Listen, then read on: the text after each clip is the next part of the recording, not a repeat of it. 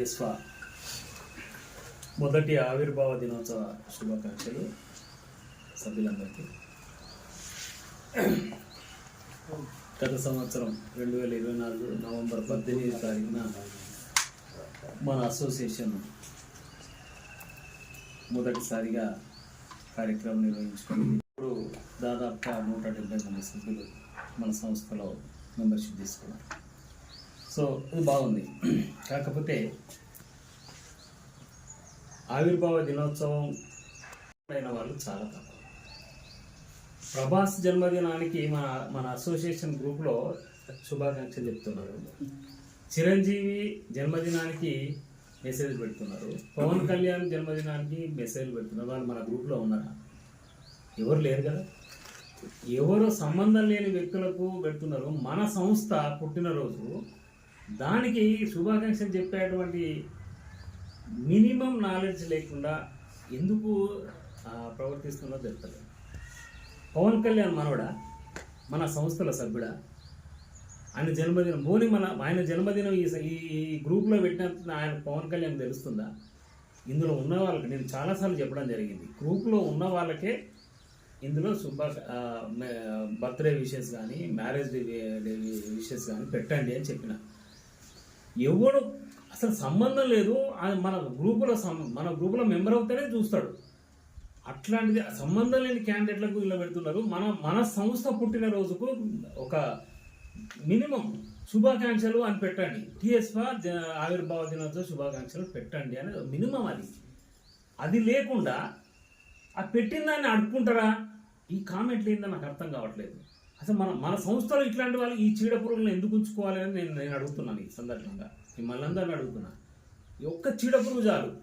మీకు ఒక మాట చెప్తా, ఒక మంచి కర్రతో ఒక ఇల్లు కట్టుకుంటే ఒక్క చెదల పురుగు వచ్చి పడితే అది ఇల్లు మొత్తం కూలిపోతుంది. ఇట్లాంటి చెదల పురుగులను మనం నిర్లక్ష్యం చేస్తే రేపు మన సంస్థకు ఆ భవిష్యత్తు ఏంది, అసలు మన సంస్థ భవిష్యత్తు ఏందని ఆలోచించండి. ఈ చెదర్పులను తీసేసే కార్యక్రమం పెట్టుకోవాలి, దాని మీద గెమాక్సిన్ పౌడర్ చల్లాలని ఆలోచన చేస్తున్నాం. విన్నారా? ఇది ఇంకొక విషయం ఏంటంటే,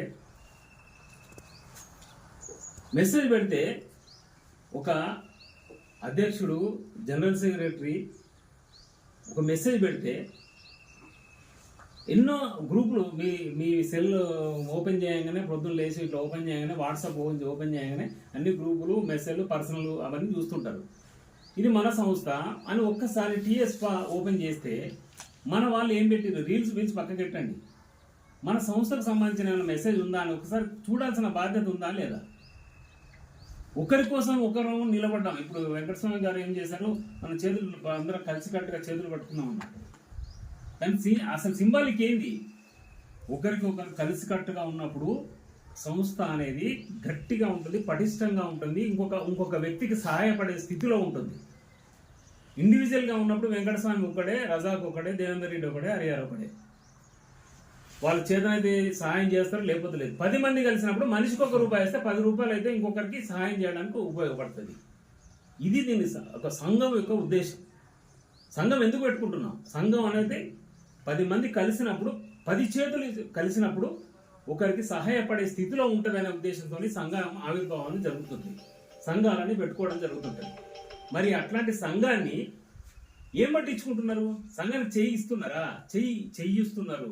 చెయ్యి కనపట్లేదు. మీరు సంఘ సభ్యులకు నేను ఈ విధంగా ఈ సందర్భంగా చెప్పేది ఏంటంటే, మొదటి ఆవిర్భావ దినోత్సవానికి ఒక 10-14 మంది వచ్చి మన కార్యక్రమం చేసుకున్నాం. సరే, ఏమన్నా అత్యవసర పరిస్థితులు ఉంటే రాకుండా ఉండడం తప్పేం లేదు, మీ పర్సనల్గా ఉంటే. కానీ ఇది మన బాధ్యత. దేవేందర్ రెడ్డికి ఈరోజు ప్రోగ్రామ్ పనులు లేవా? నాకు పనులు లేవా? మీకు వచ్చిన వాళ్ళకి పనులు లేవా? ఇప్పుడు లేకుండానే ఉన్నారా? అంత దూరం నుంచి వచ్చారు కదా, చిగురుమాడ నుంచి వచ్చారు, బొమ్మపల్లి నుంచి వచ్చారు. బట్టిగానే అక్కడి నుంచి ఇక్కడికి ఇట్లా ఆడ లేచి కళ్ళు మూసుకుంటే తేలారు కదా, పరిగెత్తుకుంటూ వెహికల్ ఏదో పెట్రోల్ పోసుకొని రావాల్సిందే కదా.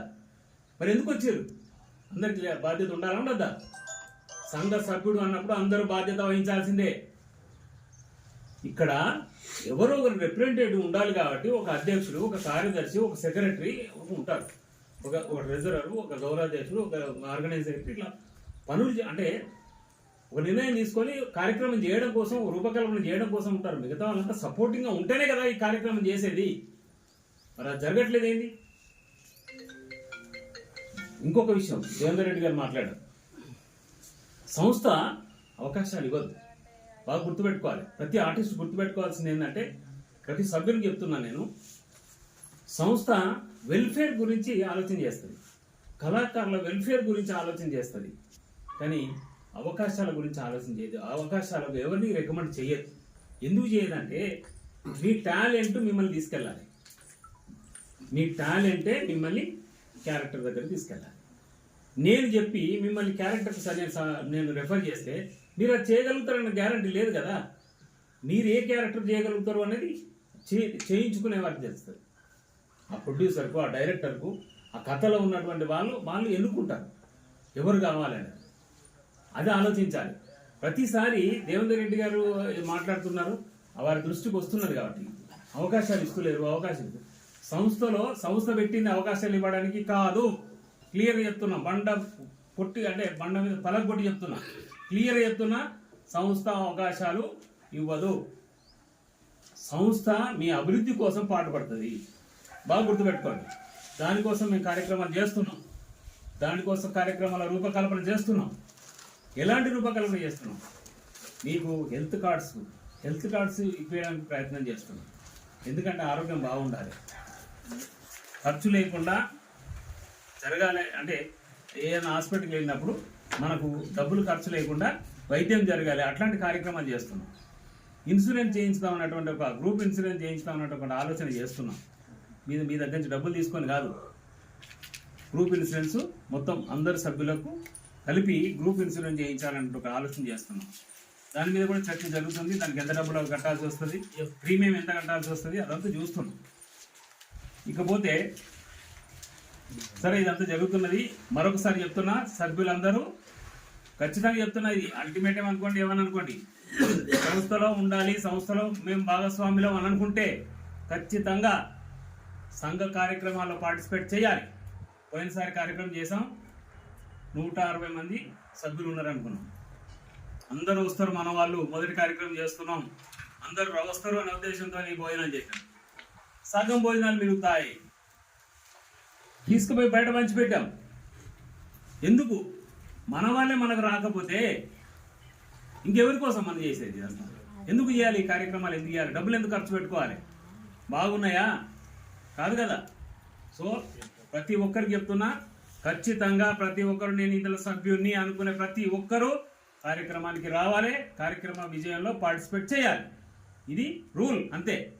ఇంకోటి చెప్తున్నా, 3 సమావేశాలకు ఈసీ మెంబర్లకు చెప్తున్నా, 3 ఎగ్జిక్యూటివ్ బాడీ సమావేశాలకు 3 సమావేశాలకు అటెండ్ కాకపోతే ఇంటిమేషన్ లేకుండా పదవి తొలగించబడుతుంది. ఇది క్లియర్ చెప్తున్నా దేవేందర్ రెడ్డి గారు.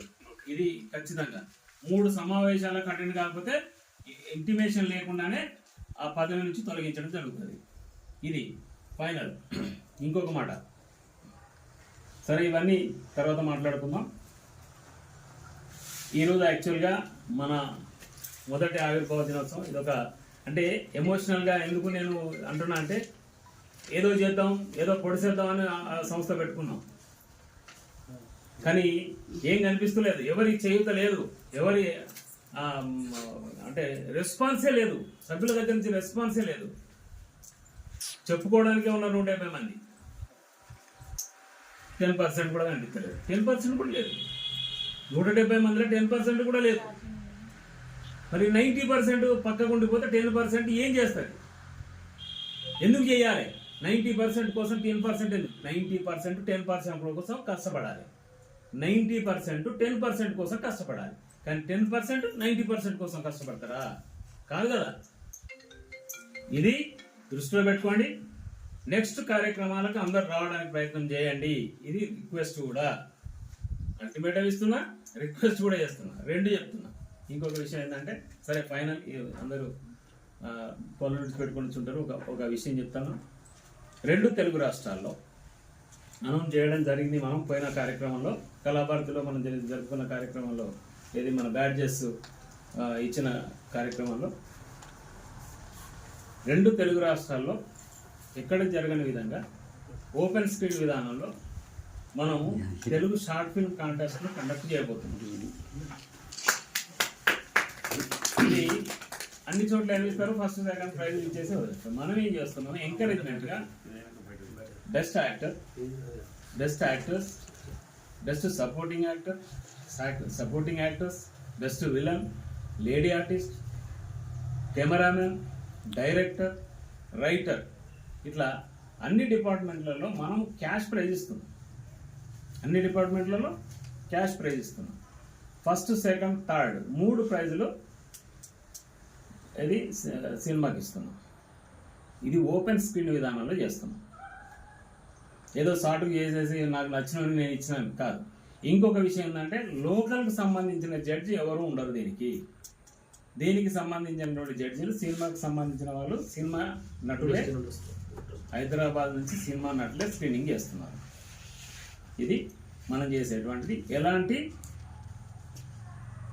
అంటే దాన్ని ఏమంటారు, అంటే నా వాళ్ళు నీ వాళ్ళు అనేటువంటి నిష్పక్షపాతంగా మనకు సంబంధం లేనటువంటి సినీ ఆర్టిస్టులతోని స్క్రీనింగ్ చేయించి జడ్జీలుగా వాళ్ళని తీసుకొని వాళ్ళ ద్వారా మనం న్యాయ నిర్ణేతలుగా వాళ్ళ ద్వారా మంచి న్యాయం, ఎవరు బాగా సినిమాను ప్రొడ్యూస్ చేయగలిగితే, ఎవరు బాగా సినిమాను ప్రజెంట్ చేయగలిగితే వాళ్ళకి బెస్ట్ ప్రైజ్ వస్తుంది.